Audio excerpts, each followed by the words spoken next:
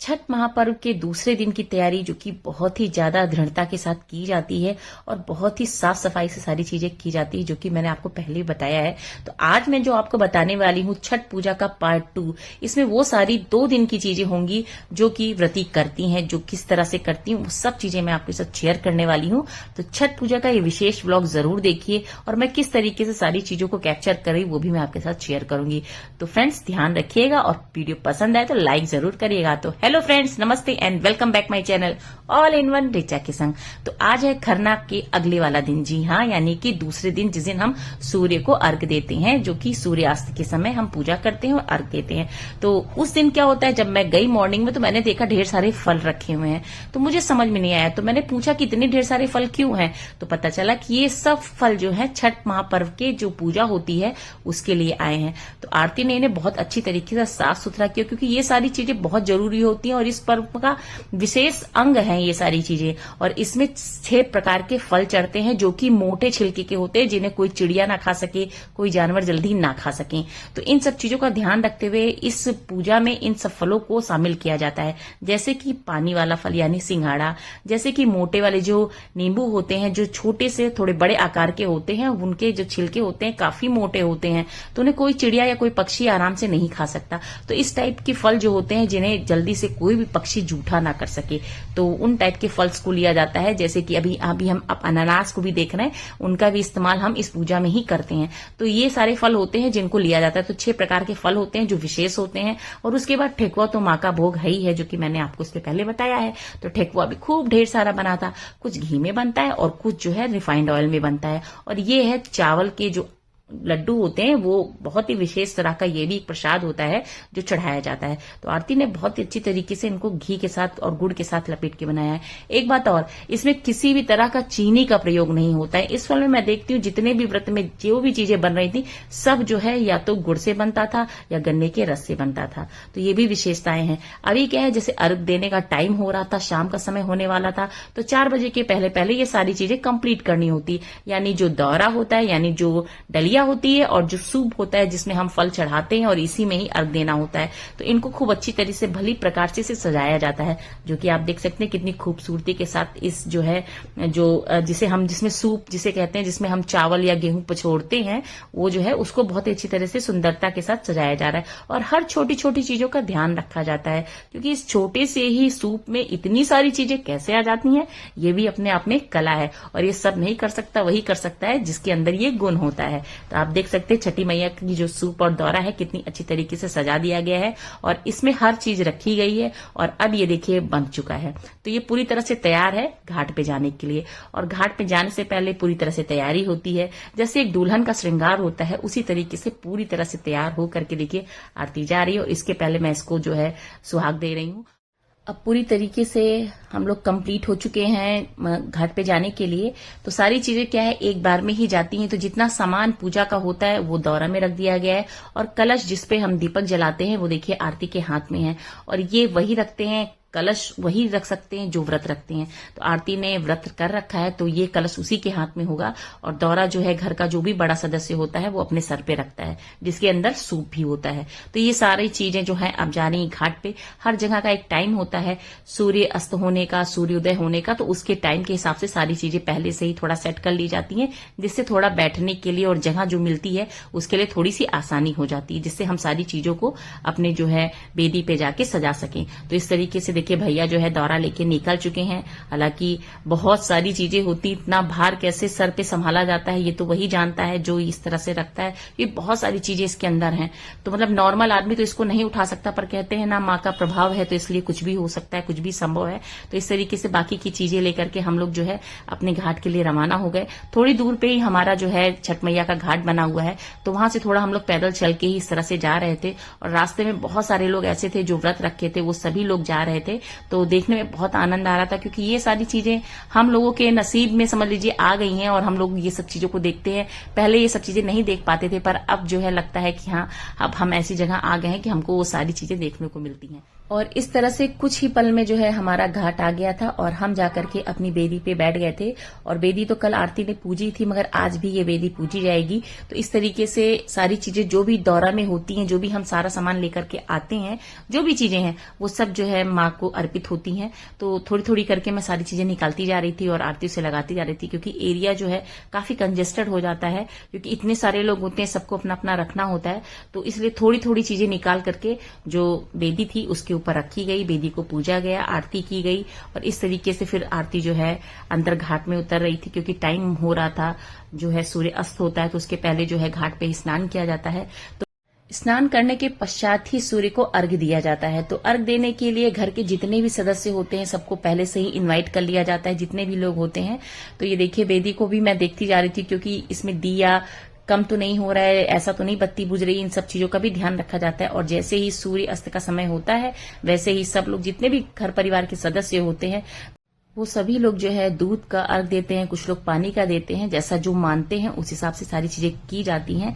पर अधिकतर लोग दूध का ही अर्घ देते हैं। तो जितने भी परिवार के बच्चे हैं, बड़े हैं, सब लोग जो है इस तरह से अर्घ देने के बाद हस्बैंड वाइफ भी आपस में एक दूसरे को अर्घ देते हैं। तो आरती का व्रत था और भैया ने भी व्रत कर रखा था, तो उन्होंने भी एक दूसरे को इस तरीके से अर्घ दिया। तो सच में बहुत ही अच्छा लगता है ये सारी चीजें। और ये सब चीजें अगर इस तरह से एक साथ परिवार इकट्ठा होता है, सब लोग करते हैं, तो एक अलग ही आनंद आता है। तो ये देखिए वही सूप है जिसमें सारी चीजें रख करके पूजा की जाती है और इसी में अर्घ दिया जाता है। तो समझ लीजिए ये मैंने उठाया तो मुझे महसूस हो रहा है कि वास्तव में ये कितना भारी है। और सोचिए इसको लेकर के पानी में खड़े होना, तो अपने आप में जो कहते हैं ना छठ मैया की कृपा रहती है, लोग इस तरह से खड़े हो जाते हैं 1.5 2 घंटे के लिए, तो ये तो बहुत बड़ी चीज है। और इस तरह से हम लोग ने शाम का अर्घ देने के बाद फिर निकल आए वापस घाट से बाहर, क्योंकि बहुत सारी चीजें हैं अभी वापस आने के बाद करनी होती है। क्योंकि जो फल फूल हम लोग इस समय चढ़ाते हैं वो अगले दिन हम नहीं चढ़ाते, उसके बाद फिर क्या करते हैं, जो फ्रेश होता है उसको दौरा में रखते हैं, टीकते हैं। ये बहुत सारी चीजें जो अभी घर जाके करनी होती हैं।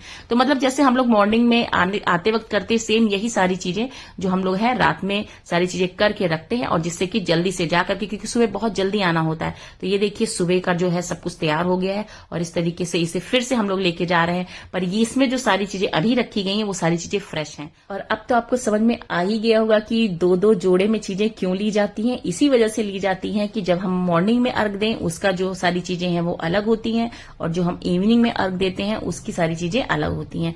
तो इस तरीके से हम लोग सुबह करीब 4 बजे निकल गए थे घाट के लिए, क्योंकि समय से पहुंचना होता है वहां पे, वहां भी लेकर के थोड़ी देर खड़ा होना होता है, जैसे कि शाम को सारी चीजें होती हैं। तो ये देखिए हम भी तैयार होके नहा धो के सभी लोग आ जाते हैं। बहुत ही अच्छा लगता है मॉर्निंग में उठ करके सारी चीजों को देखना, तो एक अलग ही अनुभव होता है। हम तो अधिकतर 6 साढ़े 6 बजे के बाद ही उठते हैं, तो इसलिए मॉर्निंग में उठना बहुत कम होता है। तीज पे या करवा चौथ में जब हमें सरगी लेना होता है तभी हम उठते हैं, नहीं तो हम 6 बजे के बाद ही उठते हैं। तो इस तरीके से सुबह का माहौल एक अलग ही होता है, एक अलग ही ऊर्जा होती है, एनर्जी होती है। और जब इस तरह का पर्व हो तो एक तरफ अलग ही रौनक रहती है। तो आप देख सकते हैं घाट पे बहुत सारे लोग पहले से ही आकर के बैठ गए हैं। एक मतलब चारों तरफ ऐसा लग रहा है कोई दिव्य दर्शन हमें हो रहे हैं। हमें तो बहुत ही आनंद की अनुभूति होती है इस तरह से जब चीजों को देखते हैं। छोटे ही स्तर पे है मगर है बहुत अच्छी, और बहुत ही अच्छी तरीके से सारी चीजें की जाती है। तो देखिए भैया पहले से ही पानी में जाके खड़े हो गए हैं, क्योंकि मुझे लगता है कि इनको ज्यादा पुण्य चाहिए, इसलिए पहले ही जाके खड़े हो गए हैं, और बाकी के लोग धीरे धीरे करके इस तरीके से जाते हैं। तो ये समझ लीजिए कि इस तरह से ये जो पर्व होता है अपने आप में ही एक अनूठा है। हर चीज का ध्यान रखना है, हर चीज को साफ सफाई से करना है, हर चीज को मन से करना है। कोई भी चीज आप ऊपरी मन से कर ही नहीं सकते, क्योंकि जैसे ही आप जरा सा भी पूजा के मन से हटते हो वहां पे कुछ ना कुछ गड़बड़ होने लगती है। ये भी मैंने देखा है। तो इस तरीके से सारी चीजों को बहुत ही ध्यान से करना है और बहुत ही अच्छी तरीके से करना है। और ये देखिए अब आरती जा रही है पानी में, क्योंकि इसे भी यहाँ पे स्नान करना होता है और वहां पे जो सूप है उसको लेके खड़ा होना होगा। तो ये देखिए पानी इस समय ठंडा हो चुका है, मॉर्निंग का टाइम है तो पानी ठंडा है, तो थोड़ा सा जाने में लगता है कि हाँ कैसे जाएं, मगर ठीक है गई और फिर नहाई। तो इस तरीके से क्या होता है, सुबह शाम दोनों समय स्नान करना होता है घाट पर, और इसके बाद ही सूर्य को अर्घ दिया जाता है। तो सच में बहुत अच्छा लग रहा था। धीरे धीरे सारी जितनी भी महिलाएं थी जिन्होंने व्रत रखा हुआ था वो सब आके खड़े हो रहे थे। बहुत अच्छा लग रहा था, हमें तो देख के इतना आनंद आ रहा था। मन तो मेरा भी होता है कुछ करने का, पर वही है ना कि जब अपने अपने नहीं होता है तो वहां पे लगता है कि कैसे की जाए। पर फिर भी पूरी तरह से पूरी श्रद्धा के साथ मैं शामिल हूं इस व्रत में, इस पूजा में, इस जगह पे। तो ये सारी चीजें मैं आपको इसलिए दिखा रही हूँ, बता रही हूँ, क्योंकि एक मतलब बहुत सारे लोग होते हैं जो करना भी चाहते हैं इसको, पर सारी रीति रिवाज नहीं पता होता।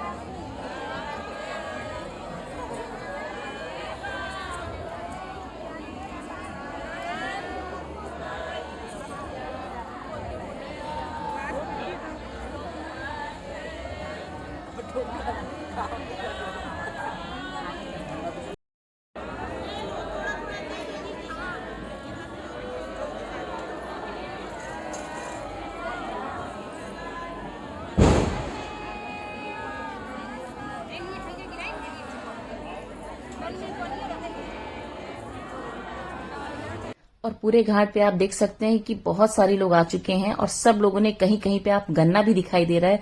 तो ये गन्ना क्या होता है, इस गन्ने की भी पूजा होती है स्पेशली इस पूजा में। और इसमें क्या है, बहुत सारे लोग कोसी भी भरते हैं, जिनकी मानता होती है, जिनकी मन्नत पूरी हो जाती है, वो जो है कोसी भी भरते हैं।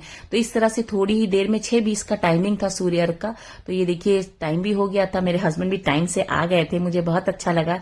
शाम को तो नहीं थे पर इस समय आ गए थे तो मुझे बहुत अच्छा लगा। बच्चे रहते हैं साथ में, हस्बैंड भी आ गए और सभी लोगों ने मिल करके इस तरह से सूर्य को अर्घ दिया। और सच में सबका कहते हैं ना कि मन की जो इच्छाएं होती हैं माँ छठ मैया पूरी करती हैं, सूर्य देवता जो होते हैं पूरी करते हैं। क्योंकि ये जो है परिवार को बांध के रखने वाला एक पर्व है, परिवार के साथ चलने वाला एक पर्व है, जो कि आप सामने देख सकते हैं। कहीं भी कोई ऐसा नहीं है जिनकी फैमिली से कोई मेंबर ना आया हो। ये मैंने देखा अपने आस पड़ोस में जितने लोग भी थे, कहीं कहीं से कोई आ रहा है, कोई कहीं से, मतलब लोग दूर दूर से आते हैं इस पर्व में शामिल होने के लिए।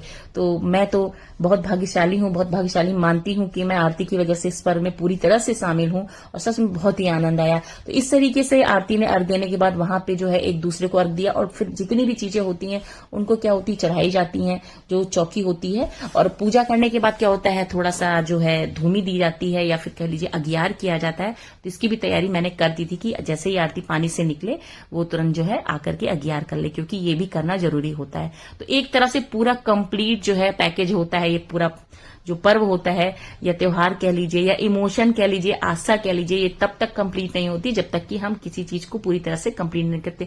और अगियार करने के बाद ये मैंने भी आपको कहा है कि जब भी कोई पूजा होती है तो अगियार बहुत महत्वपूर्ण होता है, या तो हवन कह लीजिए या अगियार कह लीजिए। तो इस तरीके से जो है पूरा चीज कंप्लीट करने के बाद मुझे प्रसाद मिला। सच में मैं धन्य हो गई और मैं आप लोग को दिखा रही हूँ, आप लोग तक पहुंचा रही हूँ। अगर आपको पसंद आया हो तो इसमें से कोई भी प्रसाद आपके नाम है। और इसमें देखिए ये जो मुझे मिला है ये घर के बाहर लगाने वाला है। इसको चावल के आटे में किस तरह से लेप करके लगाया जाएगा वो भी मैं आपको कभी दिखा दूंगी। तो अभी मैंने पूजा नहीं की है घर की, जब घर की पूजा कर लूंगी, लड्डू गोपाल को उठा लूंगी, इसके बाद मैं इस प्रसाद को ग्रहण करूंगी। तो फ्रेंड्स ये था मेरा आज का व्लॉग। आपको कैसा लगा जरूर कमेंट करके बताइएगा। कोई भी भूल चूक हुई हो तो उसके लिए क्षमा जरूर करिएगा, क्योंकि मैं भी बहुत सारी चीजें आपको दिखाना चाहती हूँ। बहुत सारी चीजें हो जो मुझे भी नहीं पता होती हैं। अगर मुझसे कहीं गलती हुई हो तो छठ मैया से माफी मांगती हूँ कि मुझे क्षमा करिएगा। बाकी अगर पसंद आया हो तो लाइक जरूर करिएगा। फ्रेंड्स जल्दी ही मिलूंगी नेक्स्ट वीडियो में, तब तक के लिए टाटा बाय बाय। स्वस्थ रहिए, मस्त रहिए। छठ मैया की बहुत ढेर सारी शुभकामनाएं आप सभी को, आपके परिवार को, आपके सभी बच्चों को। तब तक के लिए बाय बाय।